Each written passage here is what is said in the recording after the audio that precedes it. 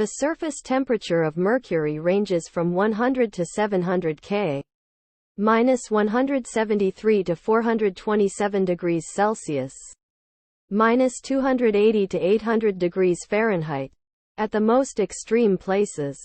0 degrees north, 0 degrees west, or 180 degrees west.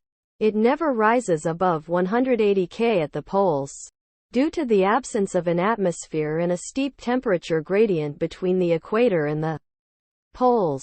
The subsolar point reaches about 700 K during perihelion, 0 degrees west or 180 degrees west, but only 550 K at aphelion, 90 degrees or 270 degrees west. On the dark side of the planet, temperatures average 110 K.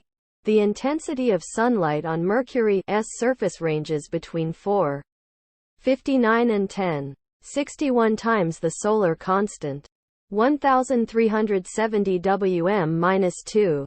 Although the daylight temperature at the surface of Mercury is generally extremely high, observations strongly suggest that ice, frozen water, exists on Mercury. The floors of deep craters at the poles are never exposed to direct sunlight, and temperatures there remain below 102 K, far lower than the global average. This creates a cold trap where ice can accumulate. Water ice strongly reflects radar, and observations by the 70-meter Goldstone Solar System radar and the VLA in the early 1990s revealed that there are patches of high radar reflection near the poles. Although ice was not the only possible cause of these reflective regions, astronomers think it was the most likely. The icy regions are estimated to contain about 1,014 to 1,015 kilograms of ice, and may be covered by a layer of regolith that inhibits sublimation.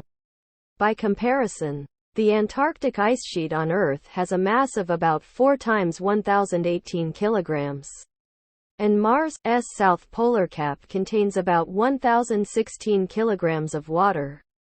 The origin of the ice on Mercury is not yet known, but the two most likely sources are from outgassing of water from the planet's interior or deposition by impacts of comets.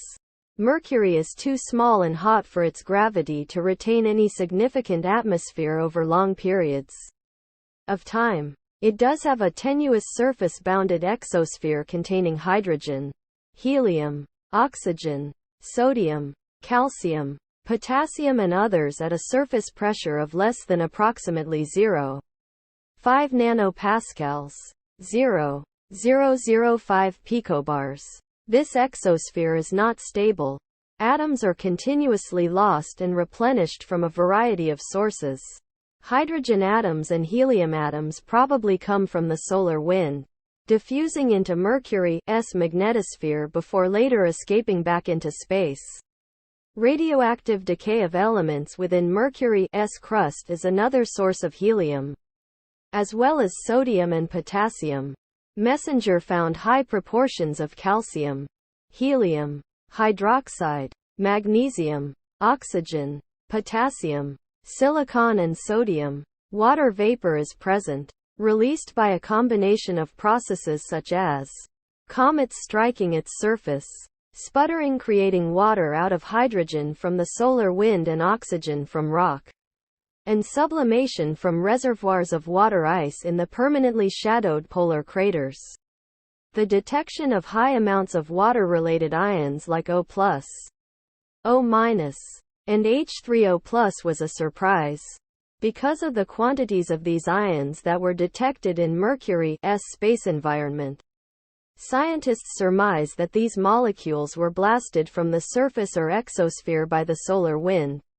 Sodium, potassium and calcium were discovered in the atmosphere during the 1980 to 1990s, and are thought to result primarily from the vaporization of surface rock struck by micrometeorite impacts, including presently from Comet Inc. In 2008, magnesium was discovered by Messenger. Studies indicate that, at times, sodium emissions are localized at points that correspond to the planet's magnetic poles. This would indicate an interaction between the magnetosphere and the planet's surface. On November 29, 2012, NASA confirmed that images from MESSENGER had detected that craters at the North Pole contained water ice. MESSENGER's principal investigator Sean Solomon is quoted in the New York Times estimating the volume of the ice to be large enough to encase Washington, D.C. in a frozen block 2.5 miles deep. According to NASA, Mercury is not a suitable planet for Earth-like life. It has a surface boundary exosphere instead of a layered atmosphere, extreme temperatures, and high solar radiation. It is unlikely that any living beings can withstand those conditions. Some parts of the subsurface of Mercury may have been habitable, and perhaps life forms, albeit likely primitive microorganisms, may have existed on the planet.